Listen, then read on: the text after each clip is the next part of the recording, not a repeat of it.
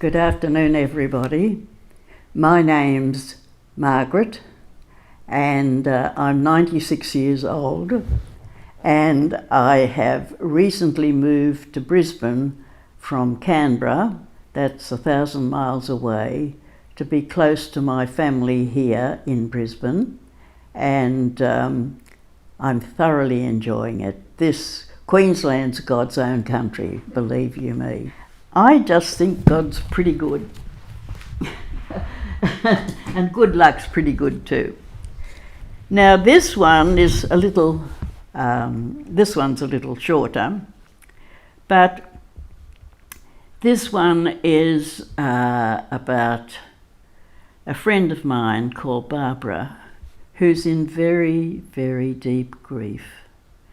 Her only son, John, who was only 15 years old, died about 6 months ago. And she is absolutely heartbroken. She has not been able to get over this. She just can't. She said, Margaret, I go to bed at night, and when I do finally go to sleep, I find I wake up and I cannot sleep. So I just get up and I walk around and around and around, and I honestly feel I'm walking for several hours a night, and that's the way it is. So I said to her, all right then, I'm sorry, and I said the usual things you'd say. But not so long ago, I was at a place having a meal, and they give you doggy bags. And I had my meal and I had a lot left over, and I said to the chap, can I have a doggy bag? So he said, yes, I only had a little bit left, but it'd be nice for the next day. I said, can I have it? Yes. He said, just take it. So he took it away, and when he came back, he said, oh, we had plenty of this, and it was baked pork and crackling and vegetables and all beautiful things. He said, I topped it up with these. I hope you'll enjoy them tomorrow night. And I said, I sure will, thanks. And anyhow, that night, during the day, I'd arranged with Barbara to just speak to her just for a little while about a matter. So I went up to her and knocked on the door, and she's waiting for me. I said, Barbara, two things. I was only going to go one, but two things. Look, I've unexpectedly had this doggy bag, this beautiful, lovely pork and crackling and things like that. And I've got stacks of food for tomorrow night. Would you like them? Oh, Margaret, well, you can freeze it up and use it. I said, look, my fridge is just so full. Please, would you take it? So she said, oh, yes, thank you.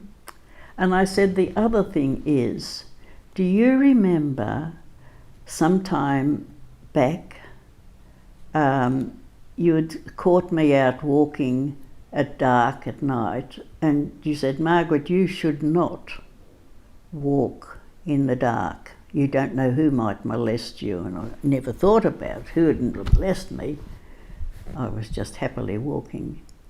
Anyhow, I came home, nobody touched me, but later that evening there was a knock on the door, and there Barbara was. She said, I just came to see if you were all right. I didn't know whether you were all right or not. And I said, oh, thank you. Isn't that lovely? And it was such a lovely feeling when she closed the door. She didn't come in. It's just a lovely feeling to think somebody really cared about me, because I'm a widow now. And to think that she'd come out of her way to come across them. Now then, having said that, I said, Barbara, yes, you know you did that.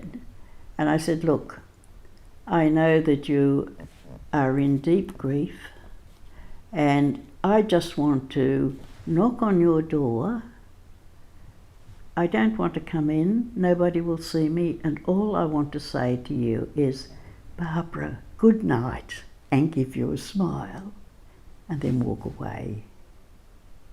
No doubt you'll say, Margaret, good night. And so I thought I'd do that for a fortnight. What do you think? And she said, Margaret, it's you can't, it's impossible. Why?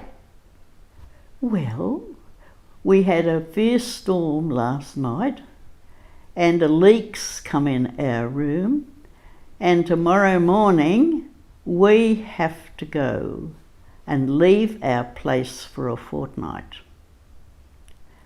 And so I said, all right, okay.